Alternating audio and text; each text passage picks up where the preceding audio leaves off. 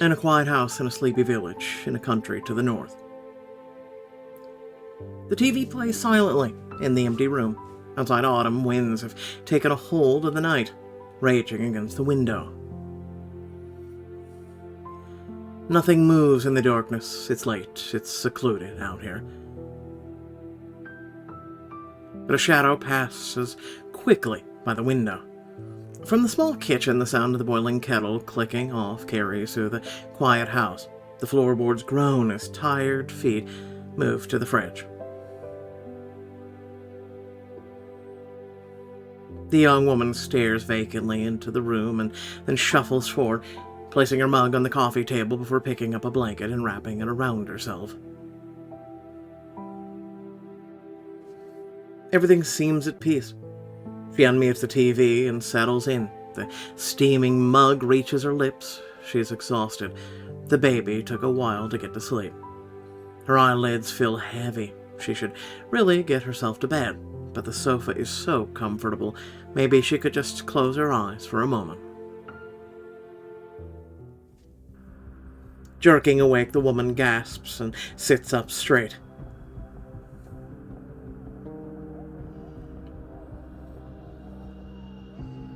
She stares at the screen, disoriented, trying to focus her eyes. It's turned off? Did she turn it off? The wall clock is closing in on 1 in the morning.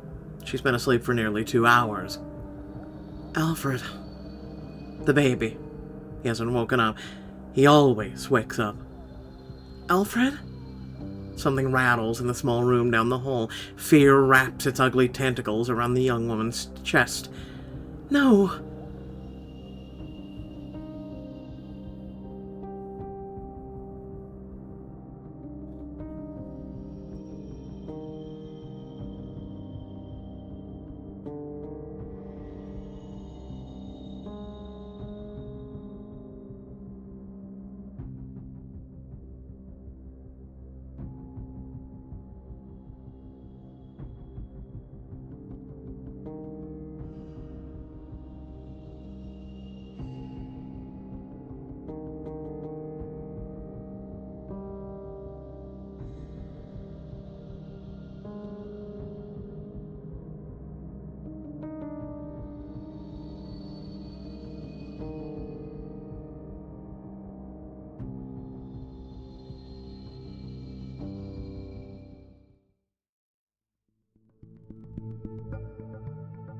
Your story is about to begin. Select your main character. Gita. Female features slender, curvy.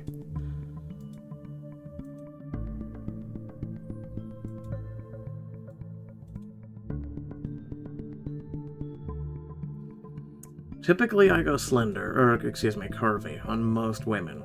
For once though, I am going to change to slender. Select your hair.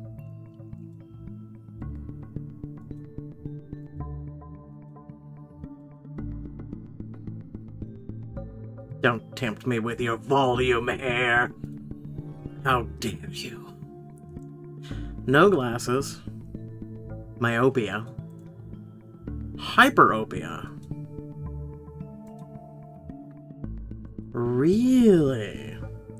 So in case you guys don't know the definitions for this, hyper is farsightedness, myo is nearsightedness. I'm gonna go with no glasses. Let's continue. Please select your preferences for romantic partners. I prefer both. I always like to see what they throw at us. You will have access to both. Finally, in the story, you can follow in different paths that influence the plot. If hints are enabled, yeah, we always do this. You've chosen. Are you happy? Yes.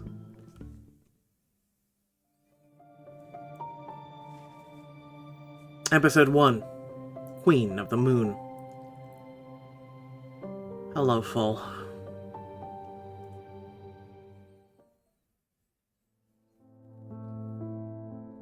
It's strange weather. Sunny at times until rain showers cloud the sky. The wind is strong and toying with everyone's patience. You're in a hurry as you cross the yard of Copenhagen Police Headquarters, your footsteps echoing from the cobblestones. I'm late. 3 months evaluation, and I'm late. After 7 years as an officer, you've recently increased in rank. This will be your first evaluation, first time meeting your mentor in an official capacity. You're nervous. Tutorial. You're about to make a choice that will affect your story. A sudden gust of wind sweeps across and envelops you. With a gasp, you quickly close the umbrella. Hold on to the umbrella tightly. Hold on to the umbrella tightly. The wind tugs at your clothes, pushes upward, forcing the umbrella to give. With a snap, it's inside out, broken. No, damn it. You don't have time for this. With rough movements, you force the sides down and clasp it together before you slip through the door. Rushing up the stairs and through the corridors, you pause momentarily before pushing open the door to the office. You cast a quick glance at the clock, 11 o'clock on the dot. Police Assistant Blum, take a seat. He's been held up with calls all morning. You nod in confirmation, relieved, sweating, inhaling slowly through your nose to try and slow down your heart. There's a bench on the side, soft leather, empty, and 2 figures close to the window. And then I told her, lady, the tape is there for a reason. We're not going to cover the dry cleaning if you choose to ignore this. It is the taxpayers' money. You move to the bench, placing your umbrella up against the wall. The officer is talking in a low voice, but it's the only sound in the room. As you sit down, you reflexively glance over. The sun from the window momentarily blinds you, making you squint in their direction, trying to discern the figures. Who's that with him?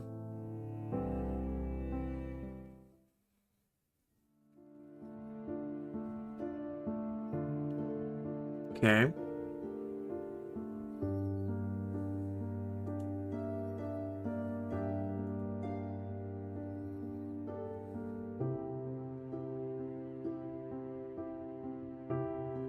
Can we help you with something? Some choices determine your path in the story. Influence is a preference for sticking to the facts. You become a more critical investigator and reserved as a person. Perception is a preference for metaphoric.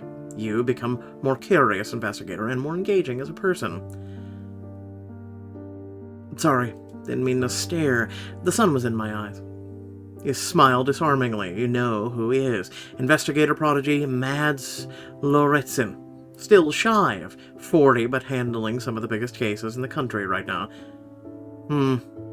He turns away, not bothering to engage once the situation has been assessed.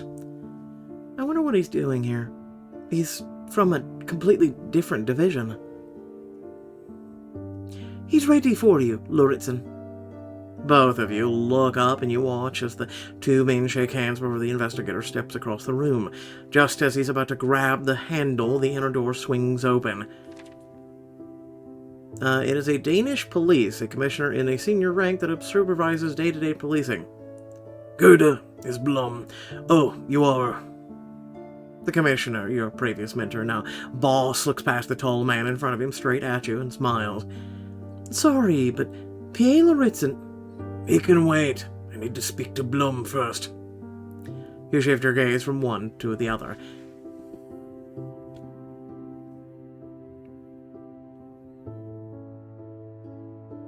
I mean, it's your mentor, so I'm coming.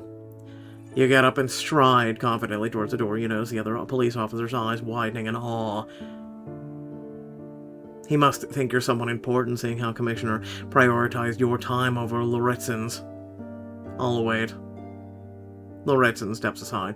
Holding the door open as you approach, he stares down at you with a cold expression. Thanks, Lauritsen. I'll be with you soon.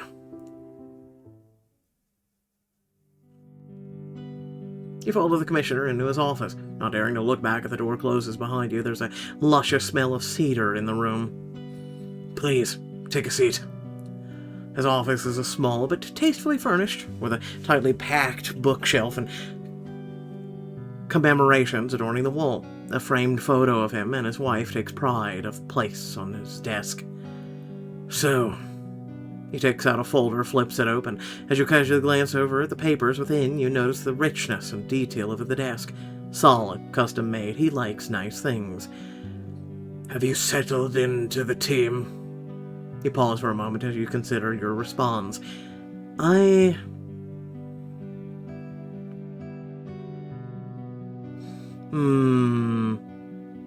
haven't had much opportunity of casework, haven't had enough opportunities to work with anyone. I'm gonna go with haven't had opportunities to work with anyone. It's mainly been desk duties and familiarizing myself with procedure.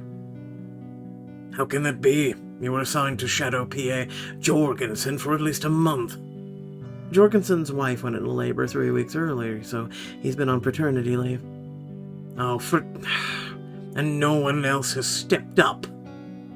You strain not to squirm in your seat. Being new is never easy, sir. I see. Still, maybe we can change that.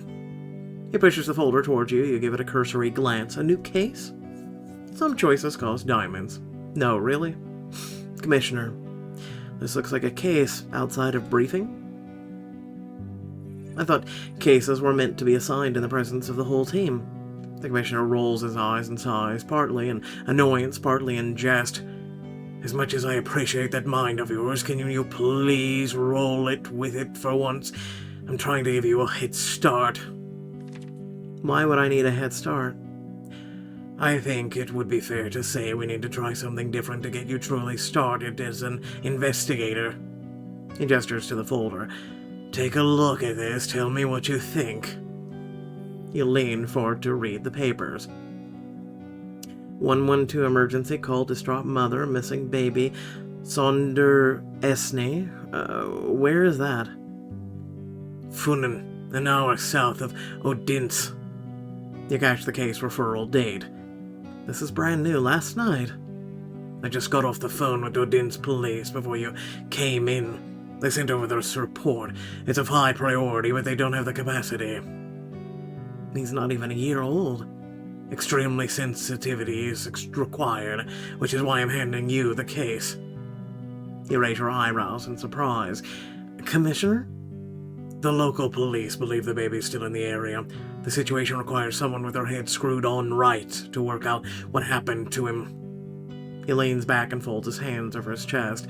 Someone with the right background and knowledge, someone who won't intimidate the mother any further. You mean a woman?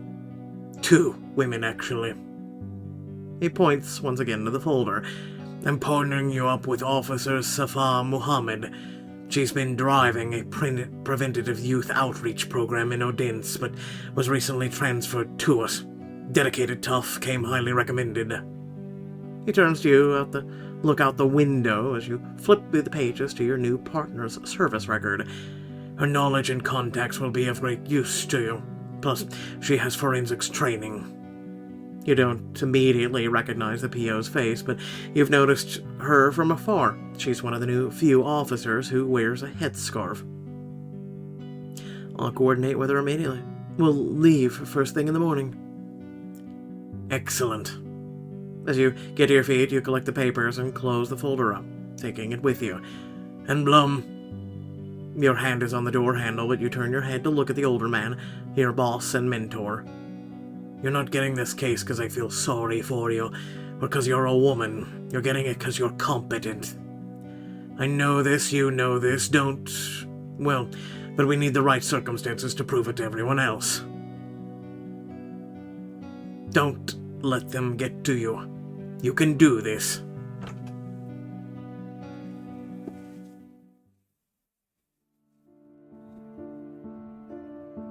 Afternoon. Police Square. In the hurry to leave the commissioner's office, you left your umbrella behind by mistake. Annoying, but a small price to pay to avoid lingering where Loritzin was still waiting. I don't need another awkward encounter with that man. Something tells me you'll get to meet him later. You've ensured Safa will get the desk opposite you when she arrives. It will be convenient as you coordinate your first case as a lead. As a lead. The words repeat themselves in your head again and again. It leaves a glow of excitement and pride in the pit of your stomach.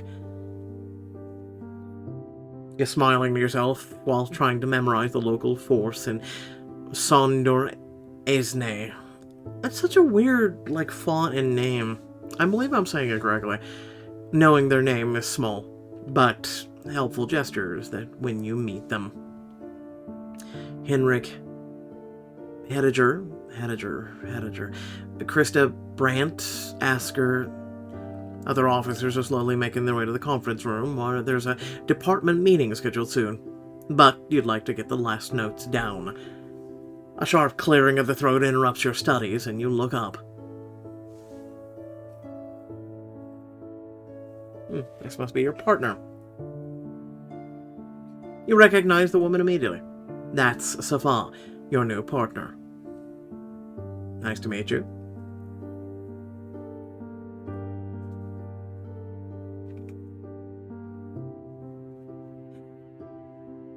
Hey there, I'm being told my desk has been moved again. At your request. Rising to your feet, you smile and put out your hand. Safa Muhammad, I'm Gita Bloom. Wait, P.A. Blum. She straightens her back and adjusts her clothes with newfound formality as she takes her hand in a firm handshake. My apologies, I thought we'd be introduced after the department meeting. Right, yes, but I thought I'd move desks closer for a start. Hope that's okay. I'd like to get a head start on things. I appreciate you pointing it out.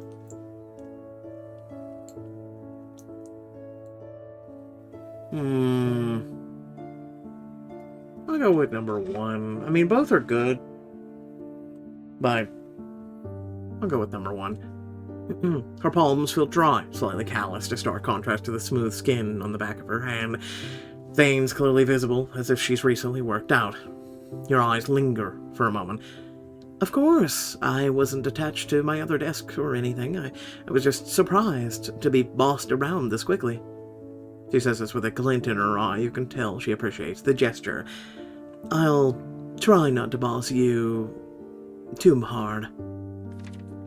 I'm sure we'll be okay. She couldn't help but notice the way you looked at her hand. Okay. You notice the conference room filling up quickly. We better join the others. Saval looks over her shoulder and nods, just as the unmistakable frame of P.A. Loretzin walks in. You pause, watching him nod politely at some of the officers. Is that Mads Loretzin? Isn't he in the Special Crime Unit? You both follow the man with your eyes as he passes through the office. Just as he reaches the glass door, he glances back and catches sight of you. He lets his eyes linger before an eager officer diverts his attention. Did he just glare at us? Never mind him. Let's get in there before it starts. Why is he here, and why is it making me nervous? Maybe I'm more nervous about my first lead case than I thought. No matter what, I'm not going to let him get to me. I need to relax.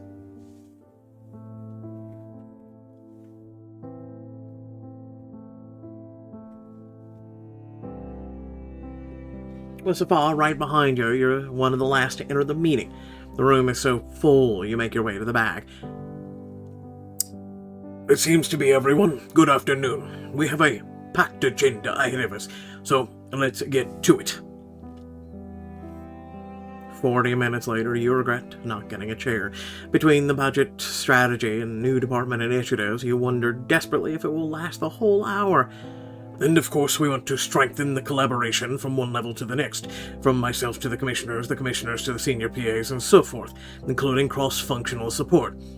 He nods towards the corner, and you spot Loretzin as he steps forward, followed by Commissioner Hoyer. What's he doing here? Good afternoon. My name is Mats, and I'm from the Organized Crime Branch of the Special Crime Unit. I'm here to talk about how we'll implement this initiative. As he launches into his presentation, the room perks up. To most, the risks and challenges of the specialized branch are far removed from everyday police work and therefore enthralling. Loretz speaks clearly and to point. Once in a while, he runs a hand through his hair and lets it fall casually to the side. In order to harness our diverse experiences in the field, any questions? With his calculated gaze, he sweeps the room, taking in every face. He's probably used to memorizing faces in his line of work. You follow him closely, and when he's almost at your spot, you cross your arms and stare back, or move momentarily behind the man in front of you. I mean, Okay. Cross your arms and stare back at him. He notices you, straightening your back and set your face in confidence-turned lines. Two can play that game. You lift your chin. Your eyes connect for the briefest of moments, but it feels like he's reading you inside and out. He maps your face, posture, clothes, and commits it to memory. The man staring back at you is used to singling out threats. He watches other people in crowds and analyzes their expressions down to the very basis of their motivations, their fault. Right now it feels like he's using the skill on you. Do you have any question, Blum? Really? No. Alright. He moves on, taking a few questions from other colleagues. You clench your teeth, a little annoyed that he got the better of you. Did he, though? What's his problem? If that's all. Thank you, Matt. That was an excellent fly-in.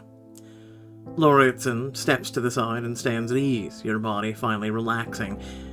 As the senior PA mentioned, we have several ways of strengthening the teams, and cross-departmental support is a great example. In my unit, we focus a lot on trust. Trusting me, of course, trusting our colleagues, no matter their rank. I can give a very recent example, actually. It's not been added to the board officially yet, but there's a case of a missing child in a small town south of Odense. A ripple of sympathetic murmurs travels through the assembly. Meanwhile, the hairs on the back of your neck immediately stand on end. I've given the case to our team's newest PA, Police Assistant Blum. He looks straight at you and nods. Most of your colleagues look around the room in confusion, some straining their necks to catch a glimpse of you. Some of you may know her from the Cold Case Initiative 3 years ago, where she made a tremendous difference for a handful of cases that went as far back as the 80s. In folklore, the Knock is a malevolent male water nymph who lures women and children into bodies of water. She was also invaluable during the Knock case last year, led us to 2 children before they were drowned. The whole room has turned to you, look at you now. You wish you could sink into the floor. Despite our recently making rank, P.A. Blum is one of the strongest assets in the missing persons area. She also is among the few of us who boasts a university degree. She has my complete trust. You keep looking straight ahead, but feel the curious eyes of everyone else in the room upon you. You hear a few low whistles. It seems not many knew what the resident academic was up to this whole time. Their attention quickly returns to the commissioner as he finishes his talk, or you think he does. The sound of his voice is drowned out by the rush of blood in your ears. When the meeting ends shortly after, you hang back, still digesting what had just occurred. There's being supportive, and then there's whatever Mogans was just doing. I mean, publicly addressing you and giving you his support, so if you screw up, well, don't. You close your eyes and rub your temples. This is the last thing you need. Do you have a moment? The sudden sound of his voice stops you mid-movement. Your eyes snap open and you slowly turn to look at the towering investigator. Jesus, drain all my diamonds. It's only a Monday. Your mind starts racing, frantically searching for a reasonable defense. But why do you need a defense? You didn't do anything wrong. It's because that was out of my hands. I'm not about to go against my superior. I hope you can understand that. I mean, yeah. And Hoyer's comments are on my shoulders, or his shoulders, and I'm not normally in the habit of cutting in front of people like that. Okay. So whatever you're about to say, please consider that I'm just doing my job, and the senior investigator pulls out a black umbrella, your black umbrella. I don't know what you're on about right now, but I just wanted to give you this back. I believe you left it at the office. I assumed I'd run into you here. He offers you the broken umbrella back to you, and you accept it, still speechless. You seem to add a lot of meaning where it just doesn't belong.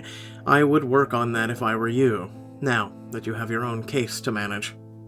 He winks at you, and he won't forget your reaction. He winks at you and then turns to leave. You watch in disbelief as he exits without looking back. It's because he's already profiled you. He figured you out. For the most part. Making your way back to your desk, Loretzen's last words repeat themselves in your head. Safa is waiting for you, watching with interest as you sit down, exhaling dejectedly. Not to pry, but your accomplishments, it's impressive. You blink a few times until your focus reaches your new partner. You inhale sharply, lips pressed together. Oh, the stories of my deeds have been greatly exaggerated, trust me on that. So you didn't work on the Operation Snow, the most successful cold case investigation in the history of Danish force? Oh, well, or you didn't rescue 2 missing children kidnapped by the lunatic who pretended to be a fairy or something? No. No what? I didn't rescue them, I just connected the story of the knock with the kidnappings. Which broke the case, if I recall correctly. Oh, well, and you have a degree. In what? Sociology? Are you kidding me? Exaggerated how, exactly? The officer looks incredulously at you. You chuckle nervously. All right, listen. We'll have time to discuss my service record on the way to Sonderesne. Right now, I think we should focus on finding an accommodation. Your new partner jumps into action. I took the liberty of checking out the area before you got back. There aren't any hotels in the area, only camping sites and these little bed and breakfast places. You nod approvingly, happy to shift the conversation. Book a B&B. I spoke briefly with the local commissioner, and he's making sure we can mobilize early tomorrow morning. He already has a search team combing the area. Got it. She makes a quick note, but continues to glance over at you with restrained curiosity. Should you continue the conversation or just leave? I didn't stutter. It's Monday. Come on now. The officer perks up and stops typing. 3 years ago. She smiles, casts her eyes around the place as if acknowledging that this is still new to her. My trainers encouraged me to join outreach and youth crime prevention. You know, for diversity because I'm a Muslim. Oh, right. Well, that's very open, but okay. What I mean is just throw that right out there. Like, okay. Aden seemed as good a place as any. Very hands-on, you know? What changed? As much as I appreciate the value of prevention, I just realized my heart wasn't in it. I was interested in joining the investigation unit at the academy, so it's a great combo, though, outreach and forensics training. Yes, I'm taking advanced courses, and I was regional champion in hand-to-hand combat 2 years in a row. She does a sassy little twist of her shoulders and arches one eyebrow. Triple threat. You suppress a low chuckle. Did you hear that right? Safa blushes. I don't know why I said that. I just flew out of my mouth. With a wide grin, you nod your head encouragingly. Safa feels like a breath of fresh air. Don't worry. I admire confidence in women. Looks like that comes naturally to you. Yes. Thanks. Good. You close down your computer and pack up the case files. It's getting late and you have things to sort out before tomorrow. The broken umbrella rests against your desk. You've already resolved to throw it away before you leave. Alright, so I'll pick you up at 5 tomorrow morning. It's a 2-hour drive, so the quicker we get out of town, the better. I'll wait outside the station. You nod gratefully and politely and wish her a good evening before you leave.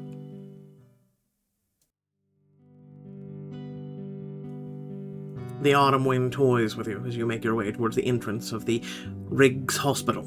Your hair whips forward, blowing in your eyes. Distracted, you don't notice you're being spoken to before you feel a hand on your arm. Gita. Dad. Didn't you hear me call you? I was calling your name. I wasn't expecting you to be out here. The wind is crazy. You brush her hair back to get a better look at him. Dad looks exhausted. A dedicated chief surgeon can sometimes spend days at the hospital at a time. As a kid, you were in charge of the house when that happened, and you still check in on him when he's particularly busy, despite leaving home years ago. This is the first time he'll be returning the favor. You need to text me the code for the door. I'm not going to be able to remember it. Of course. Here's the spare key. I'm going to put all the plants on the kitchen table so you don't need to walk around the whole apartment. Sure, in the mail. I'm not expecting anything, but send me a text if something looks important. We're not going to be gone that long. It's just important for the first few. I don't need the details. His tone is unnecessarily harsh. Okay. Dad pulls out a handkerchief and blows his nose. This is a distraction. He realizes he said something that hurts your feelings and isn't sure what to do. Aw, isn't that nice? The seconds stretch awkwardly. It's my first case as a police assistant. As an investigator. It's called a PA. Yeah, well, the wind lashes your bodies mercilessly, but does nothing to relieve the tension between you. Dad hates that you're a cop. He hates that you focus on missing people, and he hates that you're good at it. A PhD would have sounded better. You press your tongue against the back of her teeth and take a step back. Okay, thanks, Dad. Super helpful. I'll be on my way then. You don't try to hide your annoyance as you make to turn and round and leave. Gita. Despite yourself, you hesitate. You want to lash out, but instead you give him the opportunity to speak, albeit not to your face. I'm sorry, I wish I understood why you decided to throw your life away chasing after missing people. This obsession. I'm not obsessed, Dad. It's police work. Someone needs to find those who can't find their own way back. You mean you need to find those strangers because no one found? He trails off, but the unspoken has been said. Someone could have. No, Gita. She never wanted to be found. That was her decision. It was a stupid decision, but one she took nonetheless. You can't. But you don't really listen to the rest. You've had this conversation many times before in different ways. Mom wasn't well. She left. Unwell. Chose to leave. She was sick. Warning. The premium scene deals with the subject of child abandonment. Alright, let's see what you got. Throw it at me. As a person who's went through this, go on. Throw it at me. Come on. In the past. The wind is howling, scratching at the window with a long, craggy branch from the tree outside. It reminds you of nails raking across the glass, unpleasant. There's no light in your room, but the door is ajar, letting in a sliver of light from the hallway in case you wake up and get scared. Mommy? You keep hearing a shuffling downstairs. Sounds like your dad's a big blue suitcase being wheeled to the entrance. Your small hands pull back the duvet and grasp the side of the bed as you work yourself down to the floor. You've got a big girl bed now. You've just turned 4. With small, brave steps, you move towards the crack in the door, what could be making that noise. Nighttime is for sleeping.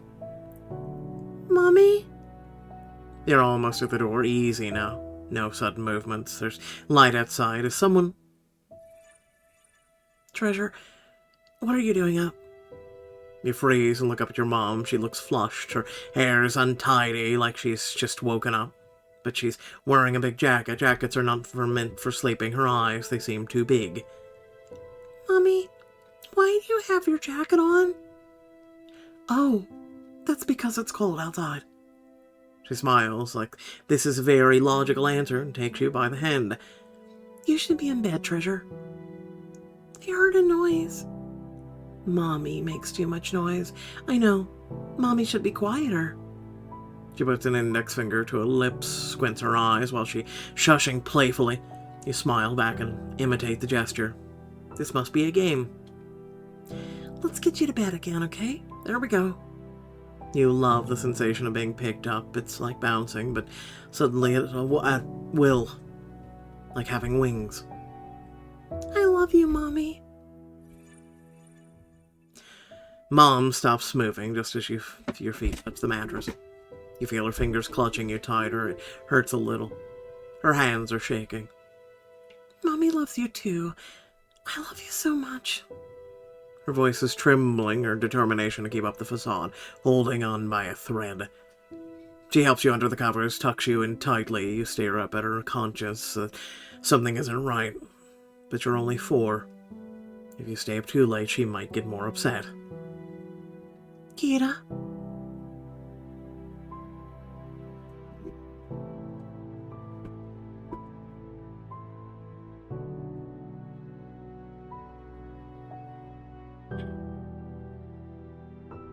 I have to go away now. I'm scared. I'm scared of what will happen if I don't. Why? Someone's trying to hurt you. I need to protect you. I've been marked, and I need to keep you safe. Her whispered words are frantic. She's trying so hard to control herself, but fear has her by the throat, crushing her spirit and her sanity.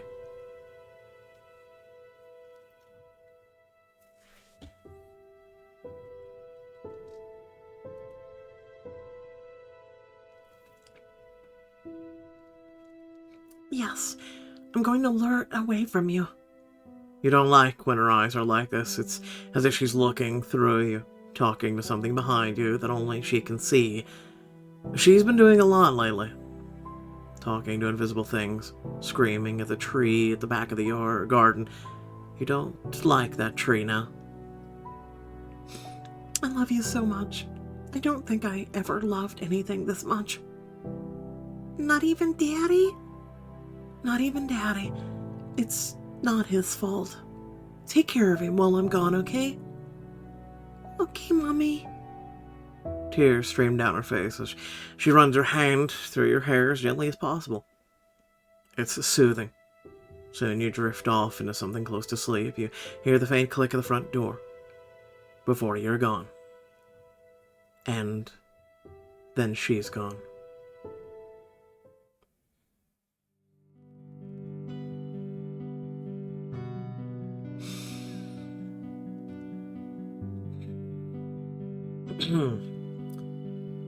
You have your delusions like your mother did and stop taking medication. Naturally, please, Dad, stop.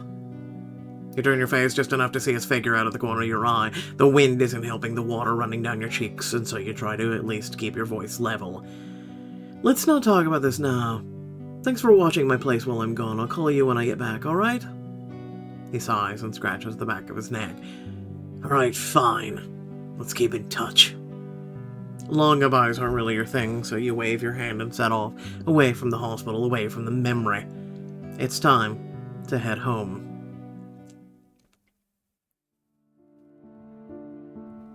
Early evening outside your apartment. For God's sake. You're almost at your floor, having dragged her shopping 100 meters through sudden downpour and up the stairs to your apartment. Tonight, you're hosting an informal dinner for a few close friends. It's been in your calendar for months, and still your preparations feel terribly last minute. You balance one grocery bag awkwardly against the banister with your leg while your keys hide somewhere in your purse. Your fingers frantically rummage inside. The second grocery bag is digging into your palm. Where are you, you little... Hey. Some choices are time. Think fast.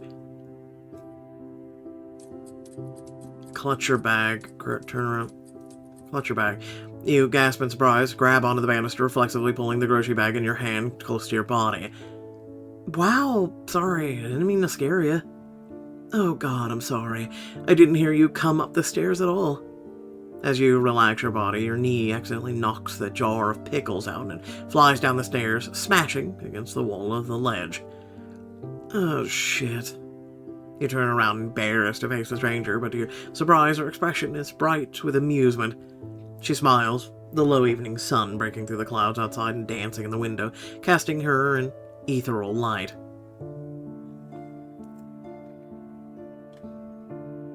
What, is she another love interest? I'm assuming so far we have 3 of those.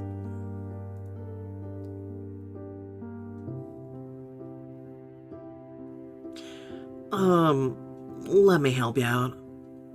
Oh, thank you. She takes the bag from your hand and walks up to the floor, pointing at the 2 doors. Which one is you? The right one, thank you. You notice her casually checking out the nameplate. Do you live in this building? Me? No, I'm a courier. She points upward. Your neighbor on the top floor buys a lot of stuff online. I don't know if you've noticed. I haven't. You know, because she's too busy working. Well, I saw you checking out my name, so now that you know, how about you tell me yours? Oh, sorry, it's Alba. Nice to meet you, Gita. Likewise. Tell me, do all couriers offer this type of exclusive service nowadays? What else can you tell me about my upstairs neighbor? Yes, have you gone through their packages? Is there anything worth a while?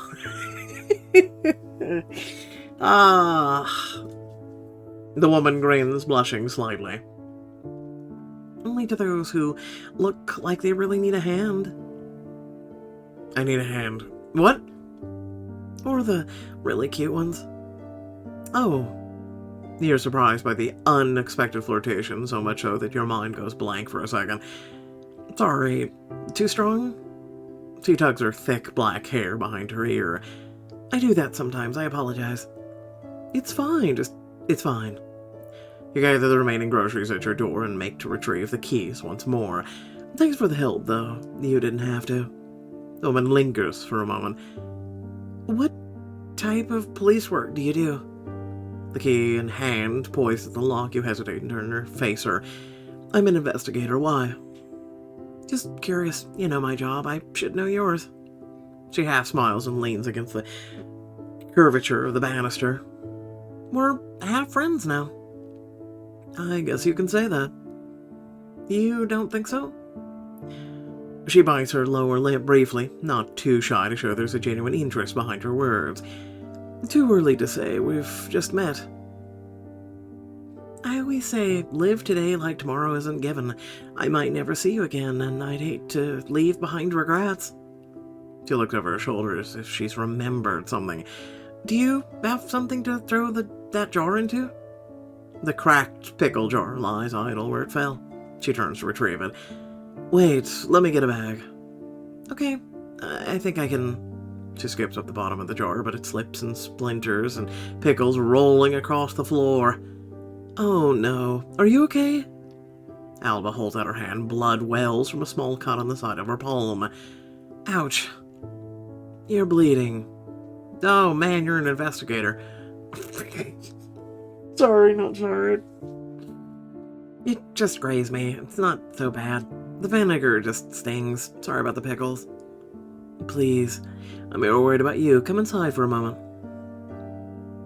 Now they're 27, very consistent with this app so far today. You lead the injured woman through the entrance and into the kitchen. She follows closely behind you, holding her hand upright.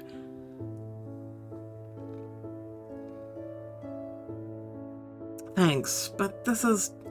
Sit down here and I'll get you a kitchen towel. You could have got her paper towels, like actual kitchen towel for bleeding. Okay, but honestly, it's not that bad.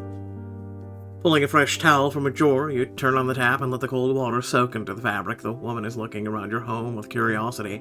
Nice place. How long have you been here? You wring out the towel lightly and carry it to the table. Carefully, you check the wound for glass before wrapping the wet cloth around it. Around 10 years, I think. How old are you? Sorry to ask so bluntly. Holding on her hand, you laugh. It's fine. I turned 31 this year. Oh, that's cool. I heard you 30s, or, when you finally start finding yourself. Ha ha ha ha, no. I'll tell you how that turns out for me. I'd appreciate it. What are you, 24? 26. I'm an Aries. I don't know much about... Something catches your attention at first. You can't put a finger in it. Or on it. Yep, no, in it. Jesus Christ. But there's something unusual about the way the woman sits with her arm stiffly. I don't with horoscopes. Your eyes cast themselves down at the hand resting on her leg. A normal hand. Very smooth, though. Shiny. Wait. It's, prosthetic. You blink rapidly. You're usually more subtle than this. I didn't mean to stare. I didn't realize. It's okay. It's a good prosthetic. I fool myself sometimes. Really?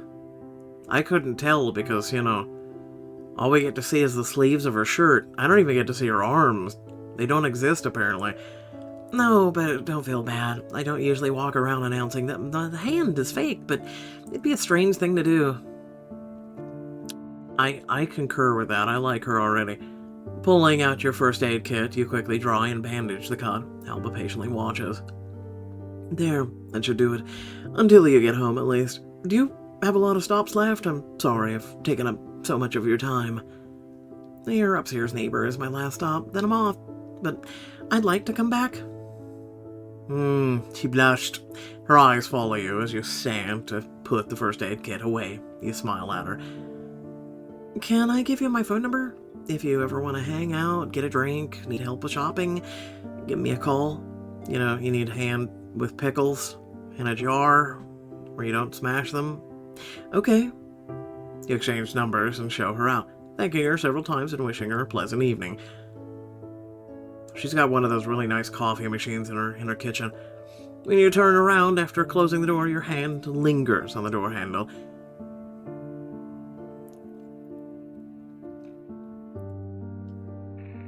That evening, your apartment. The radio is playing in the background as you bend to check the lasagna. Your mind is preoccupied with the thoughts of Mom, of the case. Something in the radio news segment catches your attention. Of an 11-month-old child, the local police are looking for witnesses to the disappearance which has shaken the small community. Here we go, the media's onto it.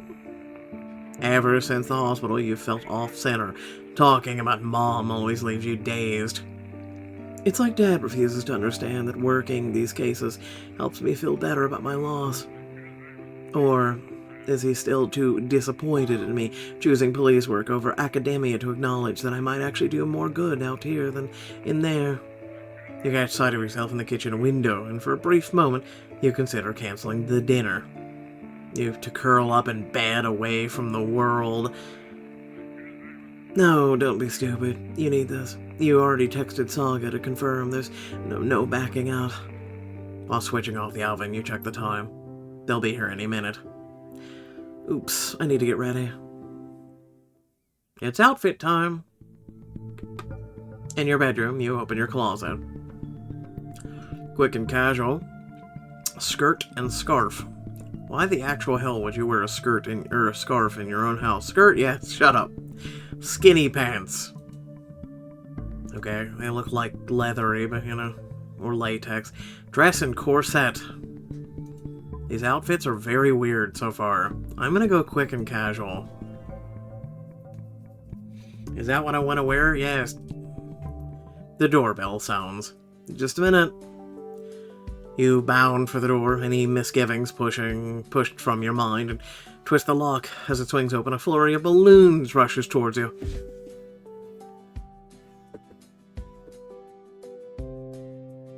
Surprise!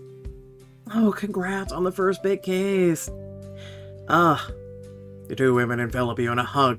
Your surprise turning into laughter as you hug them back, overcome with joy. What are you guys doing? What is this? I told them. Ow, I didn't tell you. I said, wait, hi, Steen. Come inside too, will you? Your third and final guest is still standing in the doorway, watching the spectacle with his usual reserve. He shrugs and makes his way through. The stairwell smells of pickles. We brought tiramisu. I made it. And wine? Prosecco? It has to be a little fizzy when we're celebrating. Is there space in the fridge? I'll just,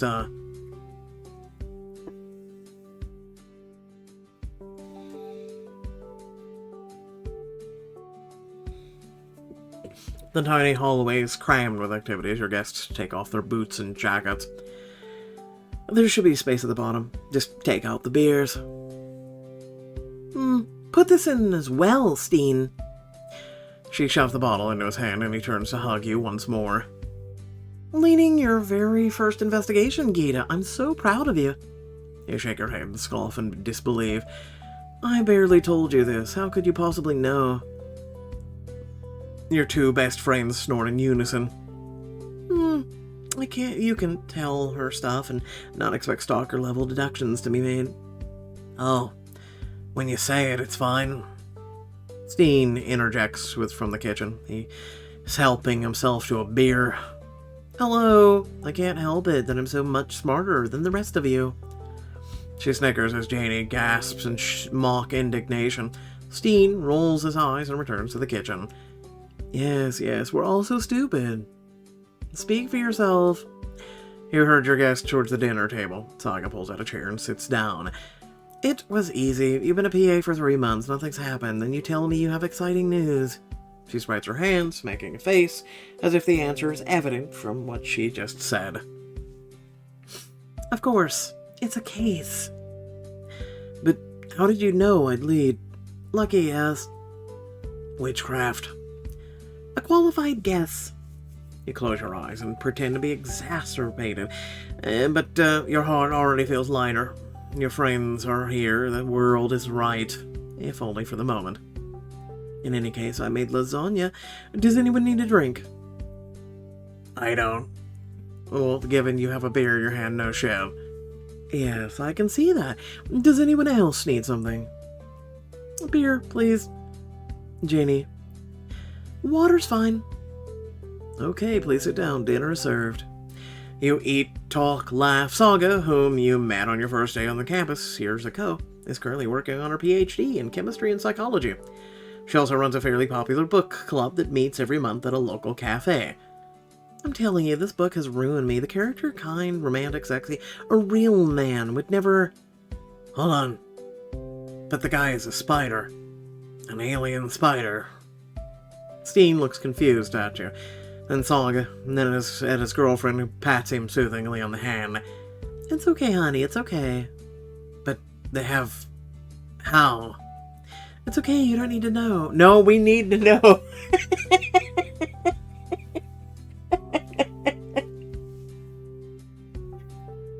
I need to know now.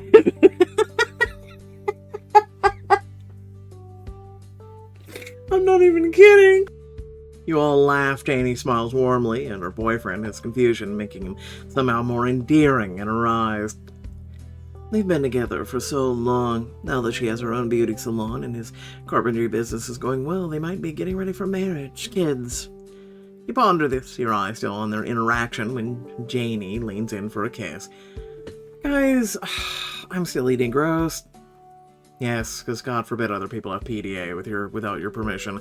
With a shake of her head, she puts down her fork and turns to you. Babe, please tell me you've had more luck with love than me. These two set me up on a blind date last week. It was awful. Tormund is a nice guy. I don't know why you didn't get along. Saga shakes her head vigorously, silently mouths weirdo in your direction. You're so mean sometimes. Oh, please, Gita. Tell me there's still hope for girls like us. You bite your lower lip, considering your words. Well... Meet my new partner. I lost my umbrella. Dropped a jar of pickles on the stairs.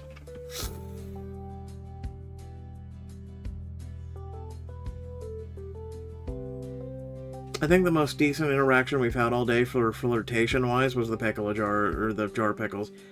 I knew I smelled pickles. What happened? A courier was coming up the stairs. I was distracted, so she startled me. Sounds like a meet cute. Was she cute? You think of the woman. Her black hair, her mysterious smile, her perceptive eyes scanning every surface and letting you know there's more to her than meets the eye. Oh my god, she's a Decepticon.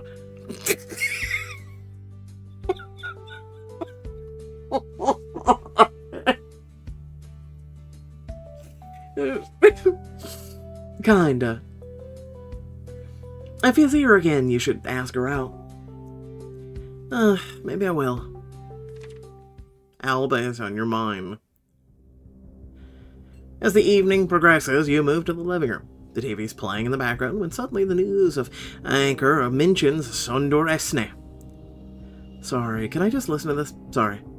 You take the remote and turn up the sound. Tragic case of the missing infant. Local police say they're mounting an extensive effort to search for the child as temperatures plummet. Reinforcements have been arriving throughout the day, but shock and disbelief within the small community is palpable. Our reporter has the story. That's awful. Is that where you're going tomorrow? You nod, your lips tightly pressed together. The four of you stare at the screen in silence. Earlier today, the mother gave a statement imploring the safe return of her child. The police are asking. The report cuts to a clip of the mother leaving the police station. She looks disheveled, young, very young. Wow. Teenage mom, I'm assuming, then. I'm assuming boyfriend, maybe? Who's that guy? Maybe the father? The reporter didn't say anything about a father, though. The man's piercing stare sends a shiver down your spine. Tomorrow it all begins, the clock's ticking.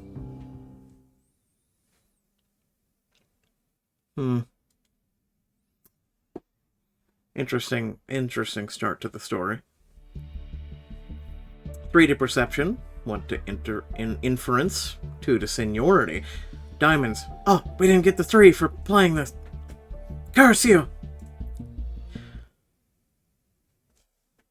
Alright, so without further ado, if you did enjoy this new story that came out with the most recent update, please remember that especially if you want more, to like, share, and subscribe. So it looks like episode 2 is already up, which, speaking of which, let me check here. Never mind. I went over to check and see how many episodes are currently available. Well, we currently at least know 2. Pretty much the wiki people are not really keeping anything up to date lately. It's kind of really perturbing me, even though I'm a part of 3 Facebook groups, all that have about 10 to 30,000 members. So, yeah, no, like, I guess maybe I should, like, put some stuff up on there, but typically they're like, don't touch anything! Oh wait, that's right, that's the Choices wiki, sorry.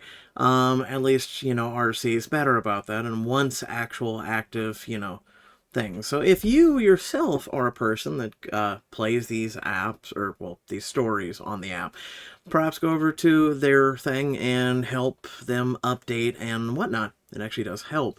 Aside from that, let me know your thoughts down below. I actually really enjoy this, so this is something that's, I don't know if we're going to have, like, a paranormal thing involving, like, the mom, maybe you, because the father says that you take the medicine, you hear voices, things like that, so I don't know if perhaps whatever was bothering your mom bothers you, so now maybe this is somehow, I don't know, I kind of like a supernatural / paranormal sense. That would be really interesting and an interesting turn on things like this. I wouldn't mind seeing where this is going. Clearly, right now, it's just speculation. Right? And clearly throwing theories and whatnot out there. So far, though, I am enjoying it. I really am. Like I said, the only pet peeve that I have is, and it's a personal pet peeve, right? Not everybody's me, so this is just my personal pet peeve. But, Safa doing the whole, I'm Muslim thing. Like, brother in Christ, stop. Just, one, I kind of assume that about you, right? We kind of, the minute we saw her. But 2, like, to me, things like that it makes me ick. To me, things like that don't really, like, matter. No one has ever really cared about what I am or who I am, besides to hurt me with it. I'm just being honest with you. I'm just literally and figuratively being honest with you. So that's how I feel. That's why it's always been ick to me. It really has. It's just always been ick. Like, hey, here's my name, and feel free to ask me other questions, but otherwise, it's just ick to introduce yourself within the first, like, not even a couple sentences. Just that's who you are. Like, boom. Like, to me, it's kind of ick. I don't know. Let me know your thoughts down below. Otherwise, thanks for watching. Catch you all later. Peace out.